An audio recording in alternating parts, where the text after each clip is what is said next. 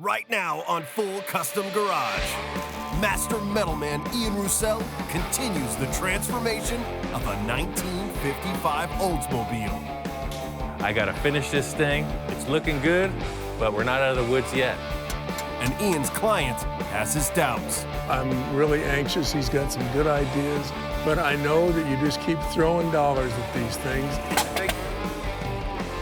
Bill's looking at buying a replacement, but I ain't gonna let that happen. I got plans. And later, the workload doesn't get any easier as Ian takes on a Henry J. Chop Top. I thought this chop was gonna be a walk in the park. I told the client it was gonna be like the VW Bug I made for him, and that was easy. Oops.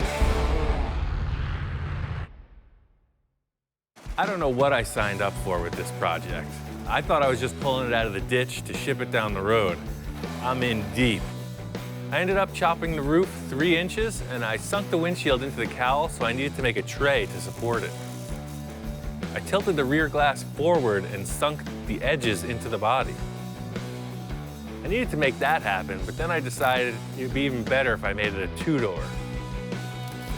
Finished up the bodywork, got it ready for paint, and we decided something mellow, yellow and white 2-tone paint job. And that's when Bill decided he wants to keep it. The car's turning out. I'm starting to fall in love with this stupid car. The idea was to move it. Well, I don't like to move it now. I gotta finish this thing. It's looking good, and we're almost there. This is my custom bed sheet, window gasket, insulation, vibration dampener trick. Very specialized. This whole window is gonna be suspended in a big rubber goo, big silicone blob. The original window rubber won't fit, so I'm pretty much just hanging it on tape right now. Then I'm gonna set shims, little rubber shims in it, so that the glass is positioned. Then I'm gonna glue all the way around both sides of it. That way the glass is never actually touching the metal, it's just suspended in a big silicone frame. The last bit of fitment is the stainless steel that goes around the glass. This car's roof line is modified drastically through the glass area. I'm having to make special clips to hold it in place, trim the molding down, and refit it. It's a different shape than it was from the factory, so it's taken some time. Somebody who knows what a chopped car should look like is gonna pay attention to all these window moldings. Having them fit right, it's a big deal. It's what's gonna sell the car. Using the original glass, the original window trim, and making it look like it's a factory thing, it just enhances my work. It makes it look stock. That's the tricky thing. Once I got the glass in, I put on the white walls we got from Coker, and it really set it off.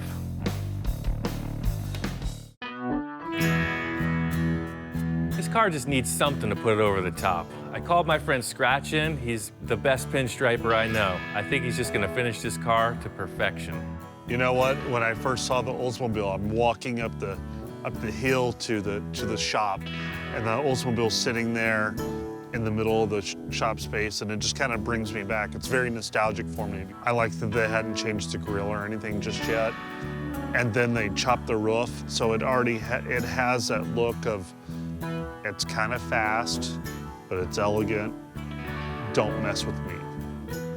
Scratch really likes Oldsmobiles and traditional customs. I knew he'd be perfect to pinstripe this thing, but Bill was a little skeptical. What's your thoughts? I'm thinking kind of conservative, probably by your standards. Well, I'm super conservative.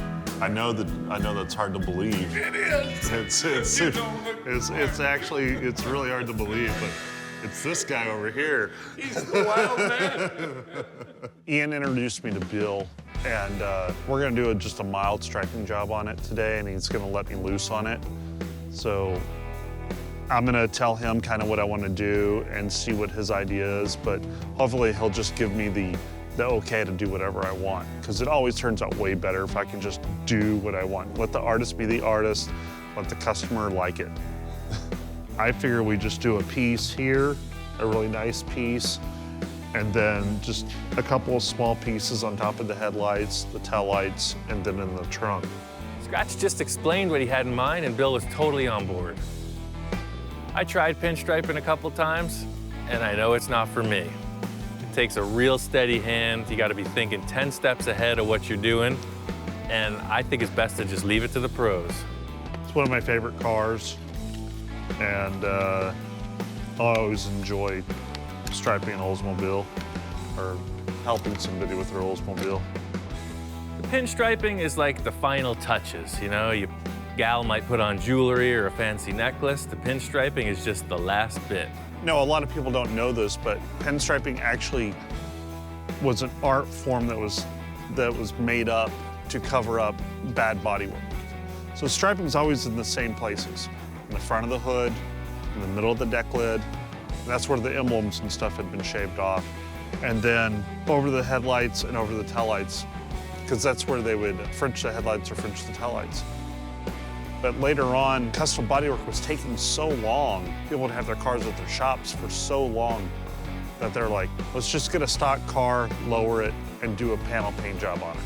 Like, has a stock original paint around it, we'll just tape it all off and spray another color, or we'll tape it all off and just do striping around it.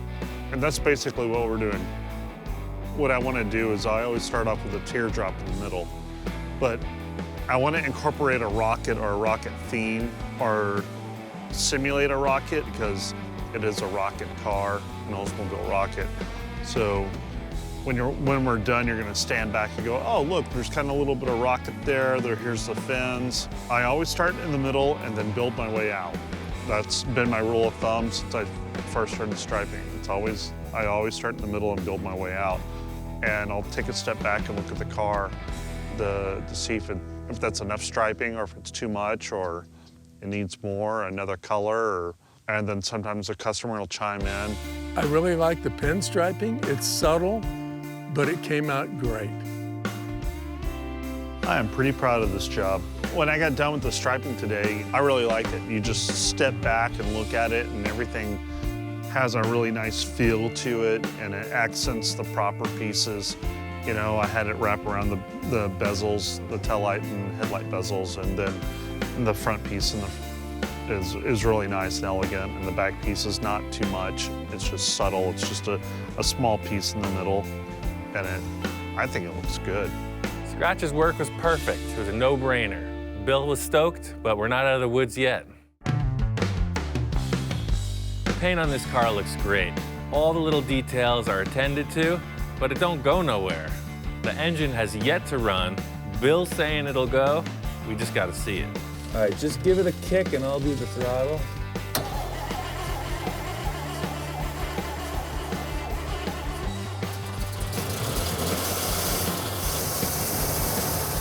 The engine runs. It's got oil pressure. There's no weird clunking noises. That's a good sign. But it's just not acting right. There's something going on with the fuel delivery. Ready? Yeah.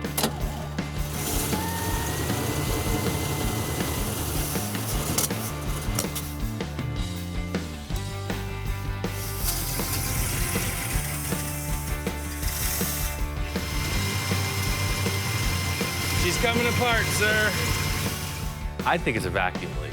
Bill is talking about carburetor change or something, but it's definitely not right. I think old cars.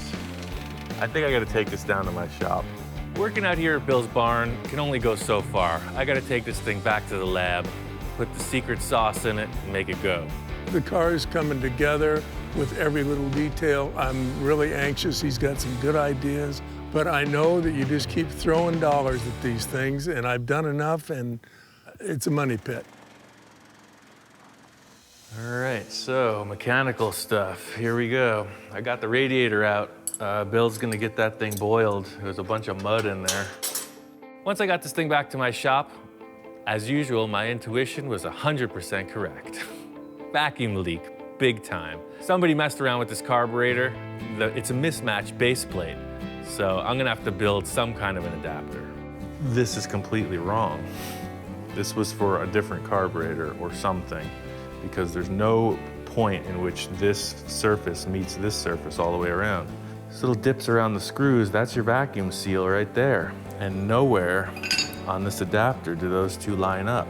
So you're relying on a paper gasket. That's why there's a vacuum leak. I wasn't able to find a spacer that was 3/4 inch thick, at least not in the price range I wanted to spend.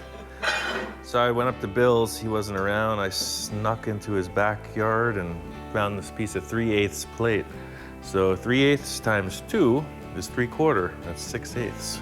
Making a spacer for this carb out of some aluminum plate, I've done it before and it's always worked. Why not this time? So I'll just make 2 spacers and we'll use 3 gaskets.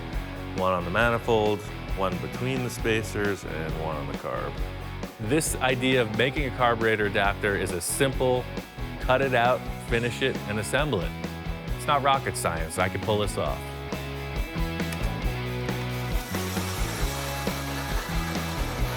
Four hole saw holes, and that's what you get. Pretty cool.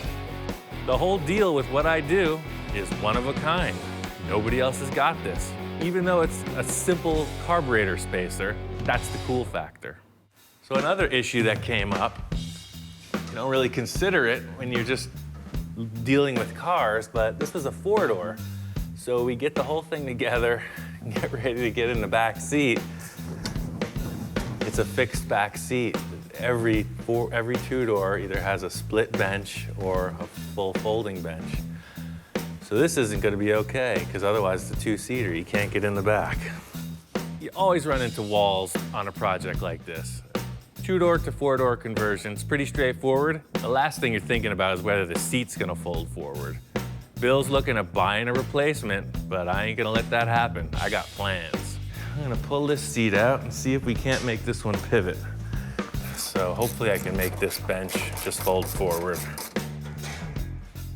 These seats look horrible, but I'm not worried about that. My friend Jack's a great upholsterer. He'll handle it. I just got to make them hinge. You can see how it's bolted together here. I'm hoping I can detach the back from it and put a pivot in there. I got a couple gate hinges. I can make this thing happen. 2 gate hinges in a dream.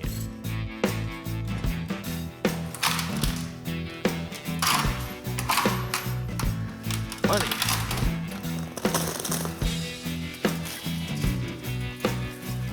So the whole seat back thing, my solve is a pair of these commercial door hinges I found at the local supply. So pretty much where the old bolts came through, just slip that in. I'm gonna weld all the way around so it'll be as strong as the old seat frame.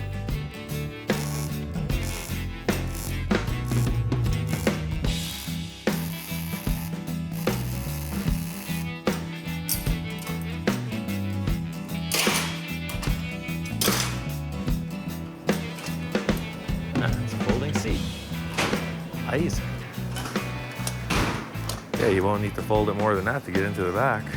So you can see here how this C shape indexes, so that'll make it very strong. See, it closes right back on its original holder.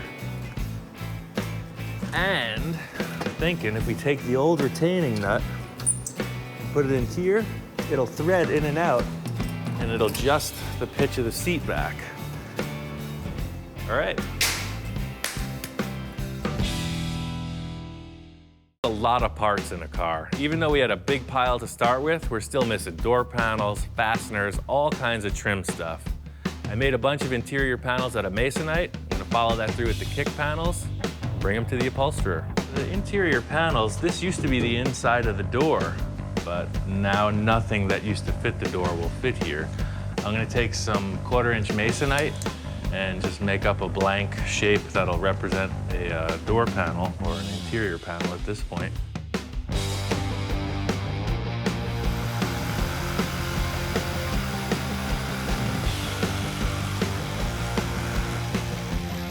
That looks pretty darn dang hot doggity good. Right at the edge, it's as much as we can get out of it. So I'm not sure exactly how the top fits, but I'll just get this trimmed up flush.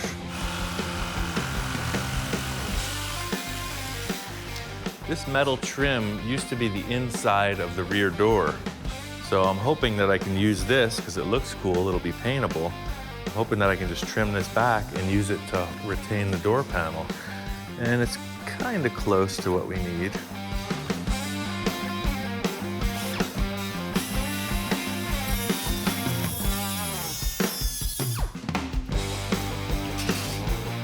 angry little machine.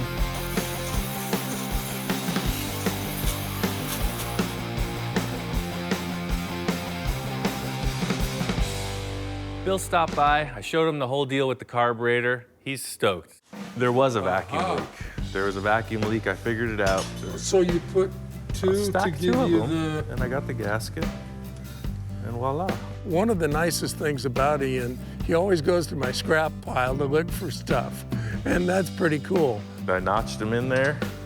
That's way cool. Yeah, made it super simple. The back detaches. So it's just gonna all fold forward. Just like every other car in the world. We're saving money because we didn't have to buy a seat, so I'm all in. I showed him what I'm doing with the interior. It's all in-house. All I'm gonna do is ship this car to the upholsterer, and it's a done deal. So that's what's happening. Very good progress. Once Bill left, I just needed to install the carb and see if I could get it running. All right, so put those there, put those there. So instead of one gasket, we're using 3. Starting to get nervous. Dropping a little piece of shoe leather on top. Number 3, it's like a stack of pancakes. It's awesome. Oh.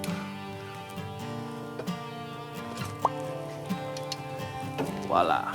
All I gotta do right now is put in the radiator, fill it with fuel and with water. Yeah, it's pretty much ready to start as soon as it's got fluids in it. That's a little bit better. Let's feed the pig. Sometimes the old guys know what they're talking about. Bill had a hunch that this was a good running engine. Sure enough, man, it sounds tight. Really good. The whole problem was that vacuum leak. You can hear how it's like hands off, it idles. It's totally good. Started right up. Just had to bleed the brakes and it's time to run it.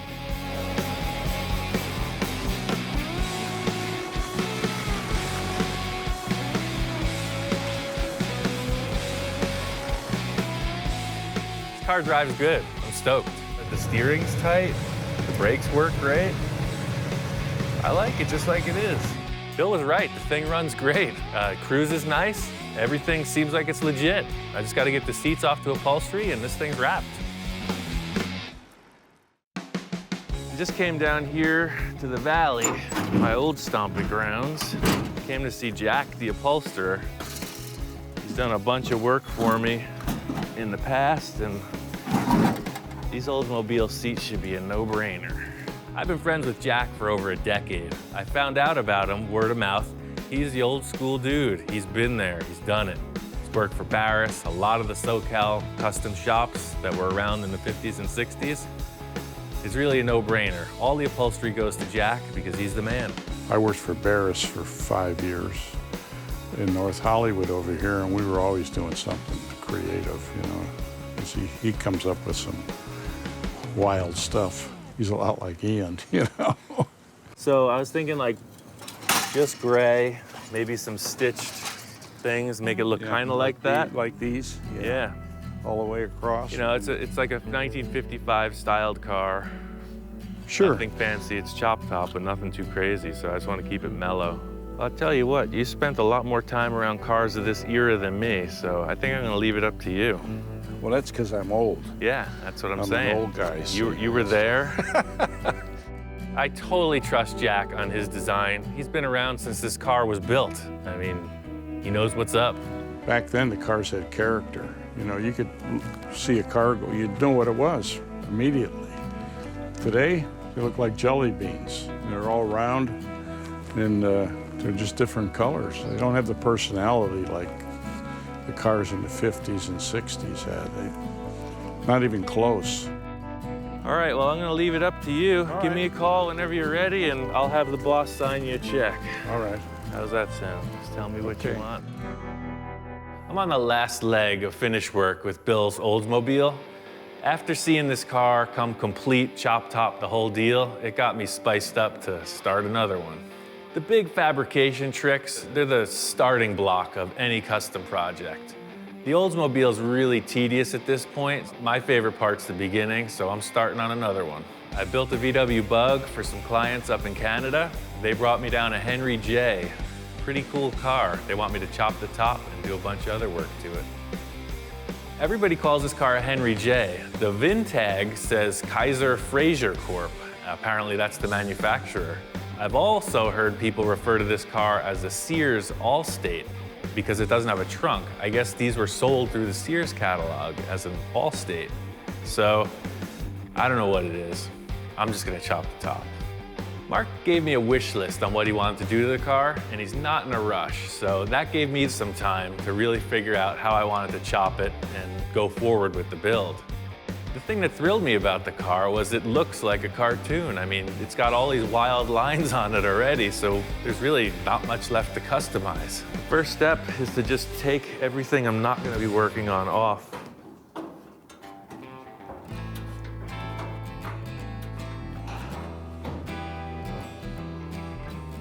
This car is just pinned together. It's got a full custom chassis under it already, so I'm taking off the hood, the fenders, just get everything out of the way, because all I'm concerned with is the roof pillars.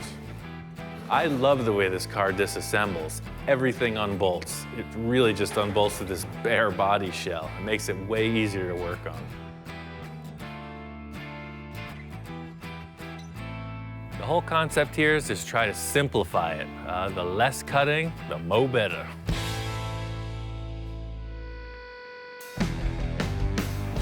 My client, Mark, he's a helicopter mechanic. He's like high-end, in-demand guy. They've got him on duty in Afghanistan. Hey man, how's it going? Long time no see. Hey Ian, it's been a while there, Ian. Over here in the sandbox again playing. That's a crazy lifestyle, man. He's like locked up in a bunker somewhere repairing helicopters. He's dreaming about this car, and I think he's getting cabin fever. Getting ready to start on your car finally. It's been sitting on hold here for a while, but the chop top, I'm ready to roll on it, you know? You got free reign on this car, buddy. It's all yours. Whatever you decide to do. I want you to go radical on it, just like the Bug, because the vibe on the Bug is awesome. I want the same vibe on the Henry J. It's a true Ian Roussel original, just like the Bug. Mark is looking for something really radical, and I don't think it's a bad idea, you know, on the whole. So we're just gonna have to see what develops. I'm feeling it out. All right, nothing new about this whole structural deal. It's just a typical scenario. You gotta brace up all the door openings, put a couple cross braces. I threw some straight legs down to the chassis, so everything's braced up. This is a bare shell, it's super light, there's no engine, nothing mechanical's hooked up, so it's really just about getting this steel shell squared up and braced strong enough to cut the roof off. The whole idea of this chop for me is simplicity. I'm trying to work through it relatively quickly. I don't want to cut the roof open, bottom line. So you can see this window right now. I mean, with the rubber and everything else, it's probably a 16-inch window. So if you were to take a third out of 16 inches, I mean, 5 times 3 is 15. So a third out of it would be a little over 5 inches.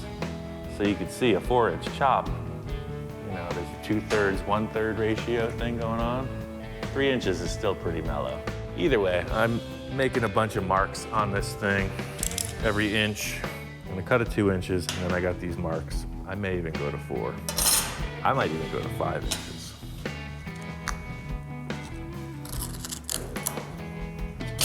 So the whole roof is gonna follow the A-pillar down. It's gonna follow the angle of the A-pillar down. So that's gonna make this B-pillar slant forward. You see him do it on Mercs, shoeboxes. I did it on a Volkswagen. Since this angle isn't really predictable because of what I'm gonna do with the rear, I'm just gonna cut this out. I'm just gonna cut this right through in these corners because this guy is gonna lean and we're gonna have to put in some little pie cuts in here. My whole game plan with this chop is retaining my favorite part of the car, and that's from the B-pillar back. The whole rear window section, I'm trying not to modify it. Now, this is the cool part. I've seen some other fastbacks done like this, and I think it really just makes the car way more radical looking. In the C-pillar, I'm just gonna cut this out of the way completely, because what's gonna happen is this is where the fender mounts up to this edge right here. So I'm gonna cut it just above where the fender mounts. My concept from the start is to cut the A-pillars and slide the whole roof forward and lower. By doing this, I won't have to widen the rear of the car. I'm actually gonna cut the whole back of the car off because this shape is so cool, I don't wanna mess with it. I wanna retain this, and then I'll create these little edges that flow into the rear fenders.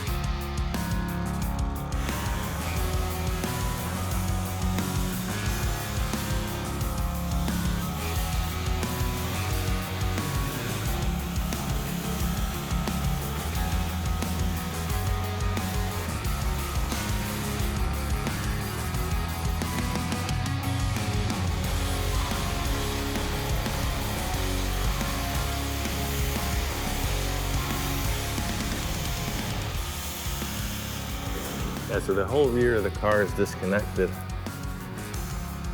I'm gonna chop the windshield posts and then pull out the B-pillars.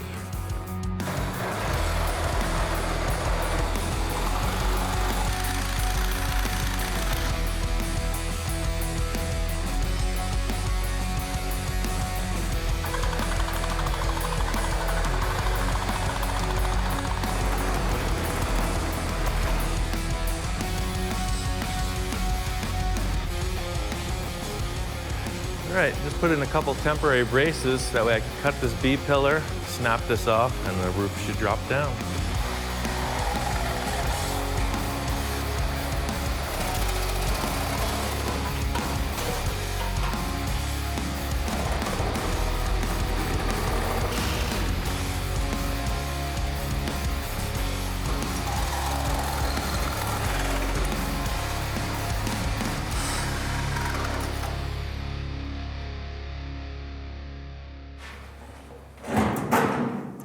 That's it. It's all cut apart.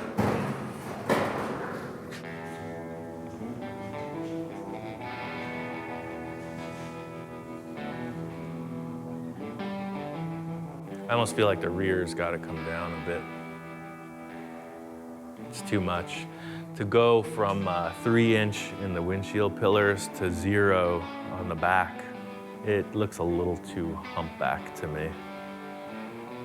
I don't like it. Turns out I'm gonna have to cut the rear of the roof. There's just no way to make it look convincing without taking the proper steps. I kind of want to talk to Mark about it. I give him periodic updates almost daily when I'm working hard, and I really just need him to know what's going on. Well, I emailed you those pictures. You saw them of it all mocked up, right?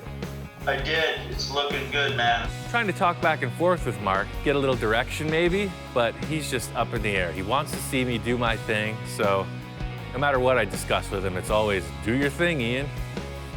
At first, I really wanted to go radical with this car. It's such a crazy looking machine, but as I got into it, I realized it's all function. The chassis is already pro street. This thing is a race car for the street. I'm not looking to make this radical custom that's undrivable. This thing is all business, it's got to perform. The whole deal with this build is Mark, my client, signed up for my work. In the end, I got to figure out what I like. That's a pretty good job. I'm into it. I got the A-pillars all finished off. I'm committing to this chop. That's the height of the roof. I just ground them out and sanded them. I was hoping to not cut this roof. I just wanted to see how the side glass was going to fit in.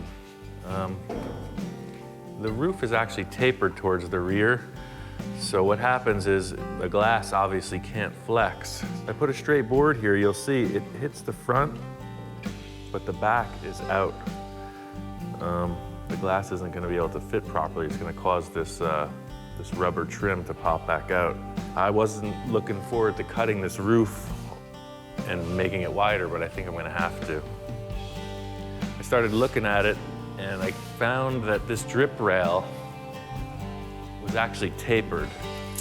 So I think I can use this to my advantage. It looks like the drip rail is straight all the way through the door, and then right at the B-pillar, it starts to taper in.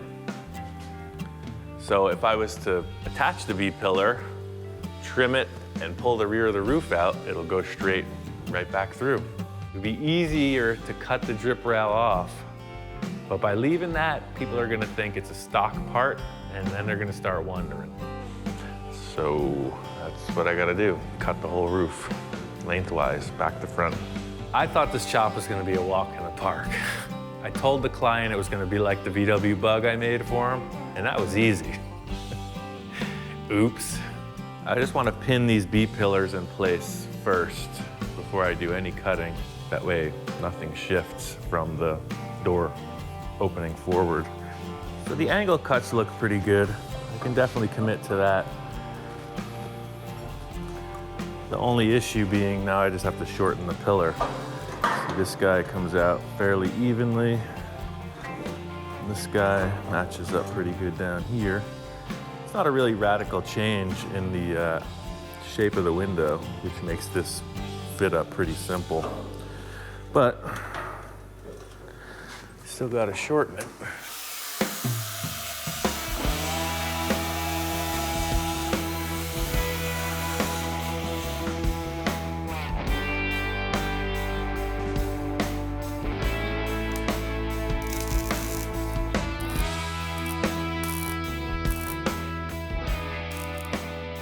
So the next step is to cut this corner and move it over. I'm not exactly sure how this is gonna work out, so I'm gonna keep my line a little bit low. Ideally, this is gonna blend right in with a piece of sheet metal. The most important thing to me is getting this drip edge over to the fender. So I'm just gonna cut up to the B-pillar. I'll probably do a little relief cut on the inside and see if I can just twist it a little, but I have a feeling I'm gonna have to go all the way to the front. This is the thing I'm unfamiliar with. I'm just feeling it out. I'm gonna make a relief cut on the inside of the structure and then just zip the sheet metal open and see when it moves.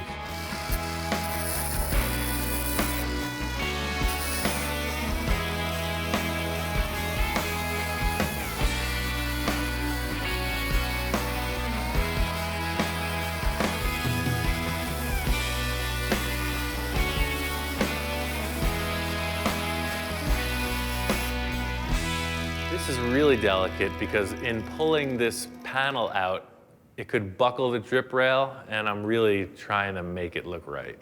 That's the hard part. It's gonna work. I don't even have to cut ahead of the B-pillar. I just put a trim on the back side of that structure, and this guy will pull right over. I really lucked out. Made a couple cuts, I pulled the thing, and it snapped into place like it was meant to be. Yep, that's why I get paid the big money.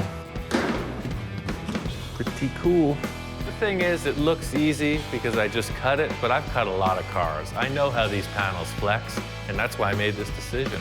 I'm just gonna weld it on there now, like I meant to do it that way. You could have cut this car anywhere. The reason I cut it where I did is because I know what I'm doing. So, see, I gotta fill that all the way through. It's gonna take a while, but I can handle it. The sides are mirror images of each other, so I'm gonna transfer this measurement, cut the same thing, like butter, make it happen. The plan for the rear of the car is to delete the taillights. Client wants to put in a custom set of Cadillac taillights in the fins, so the whole issue is the transition from there to here. My mission here is to just smooth out the entire rear end of the car, and just make it look like it's futuristic, you know, Batmobile stuff.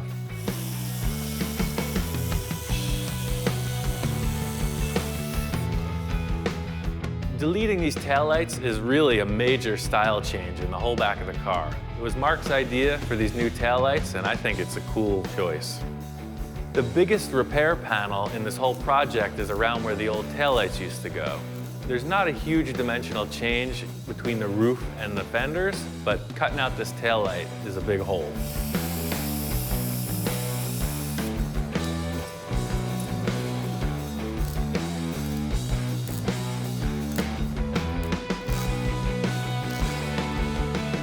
The rear panels on this are working out perfect. My idea to just wrap these flat sheets around all the curvature has worked out fine. The big challenge is getting these corners of the roof put in. The pie cuts are the biggest opportunity for disaster. If you overheat the metal, it's gonna warp on you. And with a curved roof like this, it's a big surface area and it could get messy real quick. The whole process here is fit up the panels really well so the gap you're welding up is even all the way around, and just repeat. Repeat panel after panel, taking my time. This whole process is really tedious, but it's the end result that makes you feel good.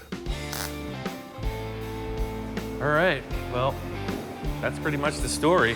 From here on out, it's just weld, hammer, grind, sand. Now that this thing is all tacked up, it's really about finish welding all the seams. Get all the levels proper, sand it out. I want to get the doors on and take a look at it as a complete car. The roof looks great. The final step is putting the doors on so it looks like a car. I got to cut this framework out of there and just put it together. From the start, the structure I put in never allowed me to have the doors in the proper position. So I'm stoked to get all this stuff cut back out and put the doors on for a final fit.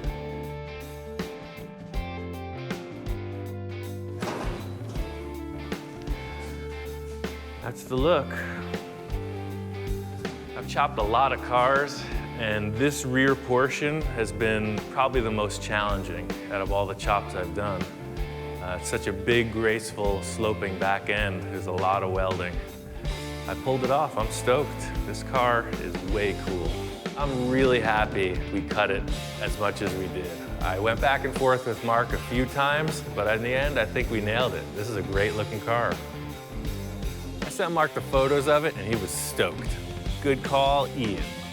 Oh, I love the way it looked. I mean, the pictures you sent me were awesome. I mean, it suits the car. It's like the Bug, which is what I wanted, and it's going to be one radical ride. Looking forward to seeing it and you and maybe some of your other little projects you're working on there.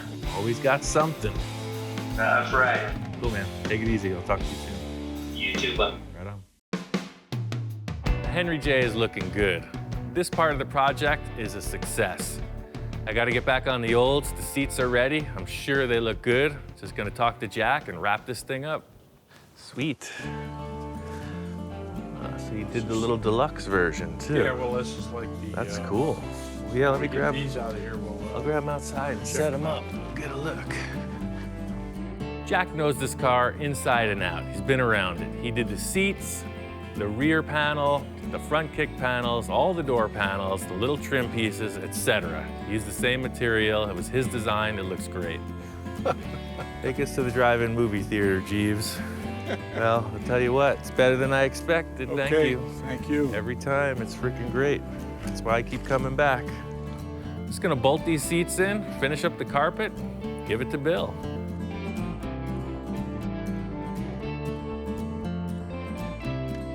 Hey.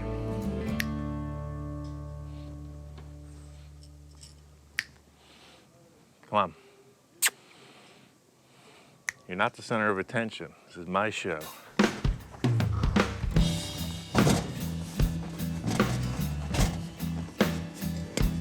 I thought the seats and the interior came out great, and it was a big, big improvement. He did a great job. I love the dark gray piping that he did. Bill loves this car. He's ready to go to the drive-in movie theater. I think his wife is getting dolled up right now.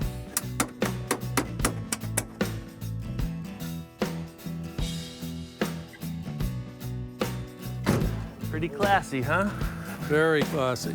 Well, like always, Ian, it really looks nice. Nice job. Thank you, sir. Glad you like it. Nice job. You've carried this project clear to the end. Yeah. The people who see this car finished on the street, they'll look at it, they'll dig it. But once you understand where it came from, that's the wow. That's the wow factor. This car was a mess.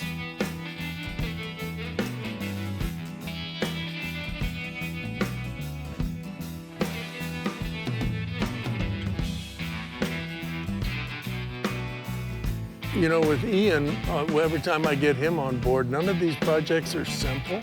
This was a huge, big undertaking.